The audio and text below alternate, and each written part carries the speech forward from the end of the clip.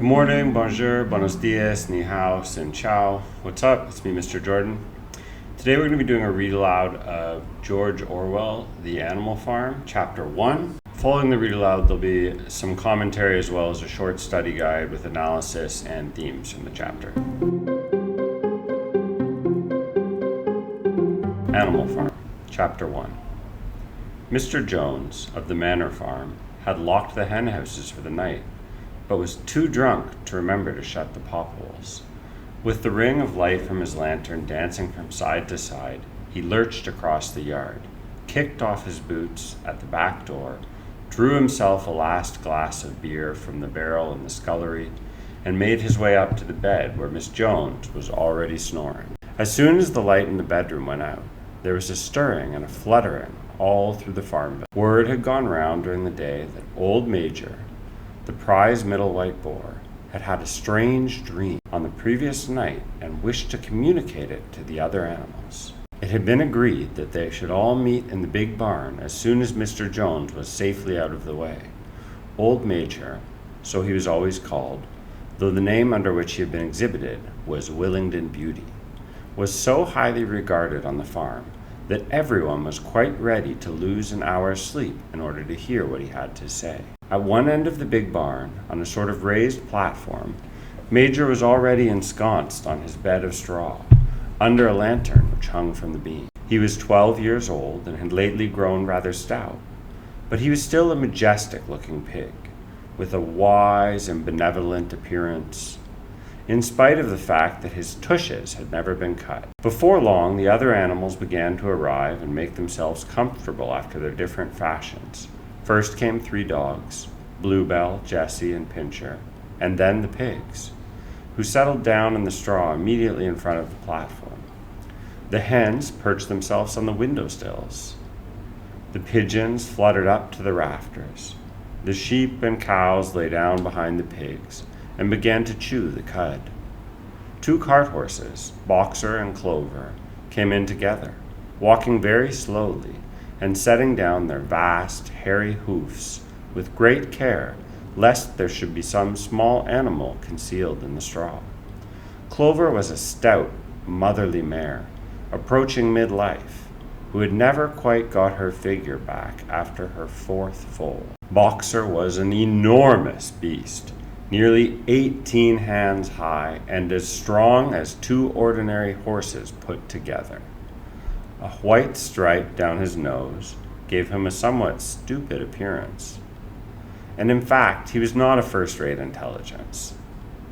But he was universally respected for his steadiness of character and tremendous powers of work. After the horses came Muriel, the white goat, and Benjamin, the donkey. Benjamin was the oldest animal on the farm, and the worst tempered. He seldom talked, and when he did, it was usually to make some cynical remark, for instance. He would say that God had given him a tail to keep the flies off, but that he would sooner have no tail and no flies. Alone among the animals on the farm, he never laughed. If asked why, he would say that he saw nothing at all to laugh at. Nevertheless, without openly admitting it, he was devoted to Boxer. The 2 of them usually spent their Sundays together in the small paddock beyond the orchard, grazing side by side and never speaking. The 2 horses had just lain down when a brood of ducklings, which had lost their mother, filed into the barn, cheeping feebly and wandering from side to side to find some place where they would not be trodden on. Clover made a sort of wall around them with her great foreleg, and the ducklings nestled down inside it and promptly fell asleep.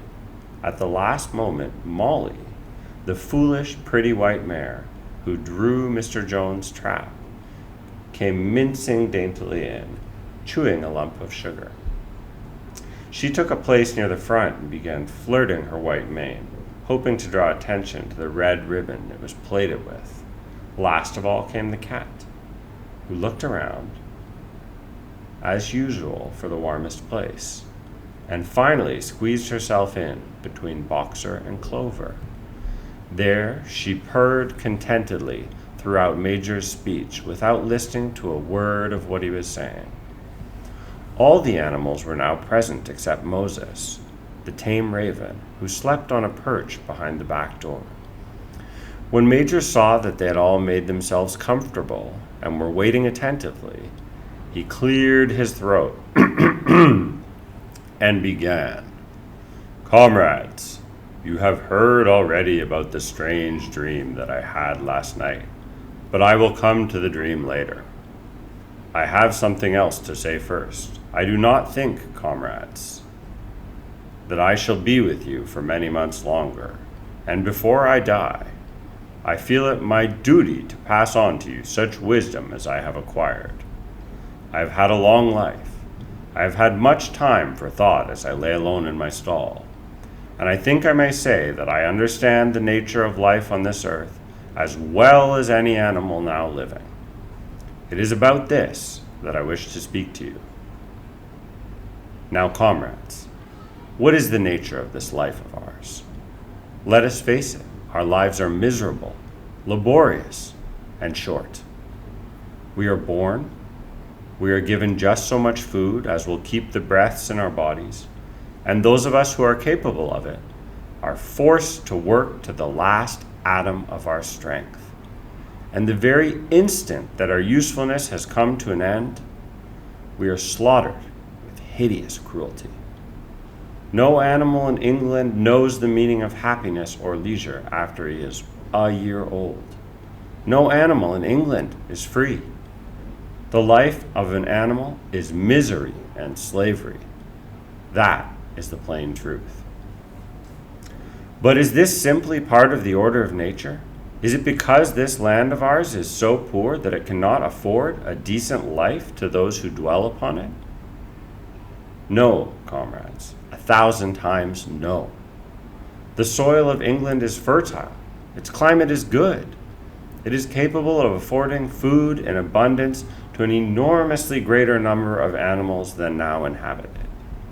This single farm of ours would support 12 horses, 20 cows, hundreds of sheep, all of them living in a comfort and dignity that are now almost beyond our imagining. Why then do we continue in this miserable condition? Because nearly the whole of the produce of our labor is stolen from us by human beings. There, comrades, is the answer to all our problems. It is summed up in a single word: man. Man is the only real enemy we have.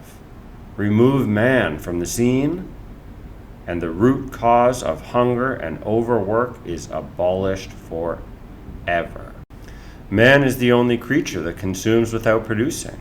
He does not give milk. He does not lay eggs. He is too weak to pull the plow.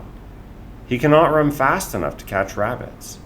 Yet he is Lord of the animals. He sets them to work. He gives back to them the bare minimum that will prevent them from starving, and the rest he keeps for himself. Our labor tills the soil, our dung fertilizes it, and yet there is not one of us that owns more than his bare skin. You cows that I see before me, how many thousands of gallons of milk have you given during this last year? And what has happened to that milk, which should have been breeding up sturdy calves? Every drop of it has gone down the throats of our enemies. And you hens, how many eggs have you laid in the last year? And how many of those eggs ever hatched into chickens? The rest have all gone to market to bring in money for Jones and his men. And you, Clover, where are those 4 foals you bore? Who should have been the support and pleasure of your old age? Each was sold at a year old. You will never see one of them again. In return for your 4 confinements and all your labors in the fields, what have you ever had except your bare rations and a stall? And even the miserable lives we lead are not allowed to reach their natural span. For myself, I do not grumble, for I am one of the lucky ones. I am 12 years old and have had over 400 children. Such is the natural life of a pig. But no animal escapes the cruel knife in the end. You young porkers who are sitting in front of me, Every one of you will scream your lives out at the block within a year. To that horror we must all come, cows, pigs, hens, sheep, everyone. Even the horses and the dogs have no better fate. You, boxer, the very day that those great muscles of yours lose their power, Jones will sell you to the knacker, who will cut your throat and boil you down for the foxhounds. As for the dogs, when they grow old and toothless, Jones ties a brick around their neck and drowns them in the nearest pond. Is it not crystal clear, then, comrades, that all the evils of this life of ours spring from the tyranny of human beings? Only get rid of man, and the produce of our labor would be our own. Almost overnight we could become rich and free. What then must we do? Why work night and day, body and soul, for the overthrow of the human race? That is my message to you, comrade. That is my message to you, comrades. Rebellion. I do not know when that rebellion will come. It might be in a week or in 100 years. But I know, as surely as I see this straw beneath my feet, that sooner or later justice will be done. Fix your eyes on that, comrades. Throughout the short remainder of your lives, and above all, pass on this message of mine for those who come after you, so that future generations shall carry on the struggle until it is victorious. And remember, comrades, your resolution must never falter. No argument must lead you astray. Never listen when they tell you that man and the animals have a common interest, that the prosperity of the one is the prosperity of the others. It is all lies. Man serves the interests of no creature except himself. And among us animals, let there be perfect unity, perfect comradeship in the struggle. All men are enemies. All animals are comrades. At this moment, there was a tremendous uproar. While Major was speaking, 4 large rats had crept out of their holes and were sitting on their hindquarters, listening to him. The dogs had suddenly caught sight of them, and it was only by a swift dash for their holes that the rats saved their lives. Major raised his trotter for silence. "Comrades," he said, "here is a point that must be settled. The wild creatures, such as rats and rabbits, are they our friends or our enemies? Let us put it to the vote. I propose this question to the meeting. Are rats comrades?" The vote was taken at once, and it was agreed by an overwhelming majority that the rats were comrades. There were only 4 dissentients, the 3 dogs and a cat, who was afterwards discovered to have voted on both sides. Major continued, "I have little more to say. I merely repeat, remember always your duty of enmity towards man and all his ways. Whatever goes upon 2 legs is an enemy. Whatever goes upon 4 legs or has wings is a friend. And remember also that in fighting against man, we must not come to resemble him. Even when you have conquered him, do not adopt his vices. No animal must ever live in a house, or sleep in a bed, or wear clothes, or drink alcohol, or smoke tobacco, or touch money, or engage in trade. All the habits of man are evil. And above all, no animal must ever tyrannize over his own kind. Weak or strong, clever or simple, we are all brothers. No animal must ever kill any other animal. All animals are equal. And now, comrades, I will tell you about my dream of last night. I cannot describe that dream to you. It was a dream of the earth as it will be when man has vanished. But it reminded me of something that I had long forgotten. Many years ago, when I was a little pig, my mother and the other sows used to sing an old song, of which they knew only the tune and its first 3 words. I had known that tune in my infancy, but it had long since passed out of my mind.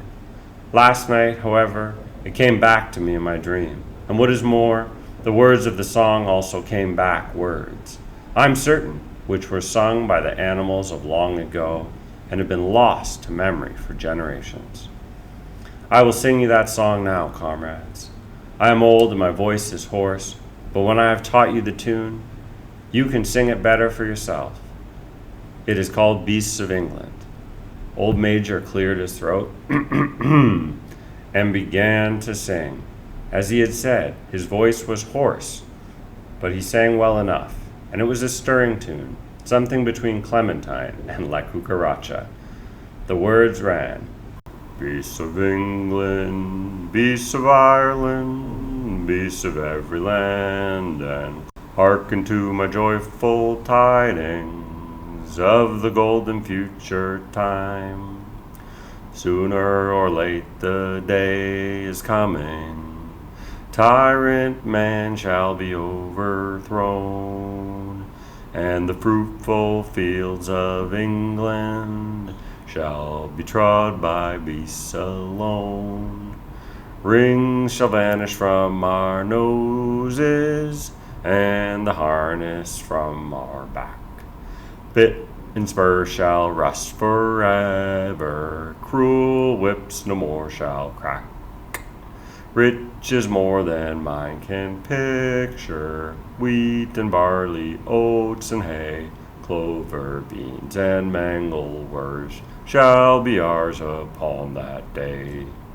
Bright will shine the field of England, pure shall its waters be, sweeter yet shall blow its breezes on the day that sets us free. For that day we all must labor, though we die before it breaks. Cows and horses, geese and turkeys, all must toil for freedom's sake. Beasts of England, beasts of Ireland, beasts of every land and clime, hearken well and spread my tidings of the golden future time. The singing of this song threw the animals into the wildest excitement. Almost before Major had reached the end, they had begun singing it for themselves. Even the stupidest of them had already picked up the tune and a few of the words. And as for the cleverer ones, such as the pigs and dogs, they had the entire song by heart within a few minutes. And then, after a few preliminary tries, the whole farm burst into Beasts of England in tremendous unison. The cows lowed it, the dogs whined it, the sheeps bleated it, the horses whinnied it, the ducks quacked it. They were so delighted with the song that they sang it right through 5 times in succession, and might have continued singing it all night if they had not been interrupted. Unfortunately, the uproar woke Mr. Jones, who sprang out of bed, making sure that there was a fox in your yard. He seized the gun, which always stood in a corner of his bedroom, and let fly a charge, bang, of number 6 shot into the darkness. The pellets buried themselves in the wall of the barn, and the meeting broke up hurriedly. Everyone fled to his own sleeping place. The birds jumped onto their perches, the animals settled down in the straw, and the whole farm was asleep in a moment. That was Chapter 1 of The Animal Farm, or Animal Farm, by George Orwell. So we'll talk a little bit about the events that take place in the chapter. Basically, one of the pigs has had this dream, right? He's become a sort of seer of the future, a foreshadower of what's to come for the other animals on Mr. Jones' farm. A long-drawn comparison, and rightfully so, between the Russian Revolution. That's what George Orwell was commenting on when he was writing this book. But there's also this idea in general of the tyranny of totalitarian or oppressive states. So the book is essentially a warning of what can happen when one tyrant is replaced by a new tyrant. And throughout the chapter, and more importantly through Major's speech, there's these hints of what's to come. So many of the things that Major tells the other animals can never happen. That they can befriend men, that they can act like men and live in a house or sleep in a bed or use men's things, or that the animals can fight amongst each other, or that they can tyrannize each other.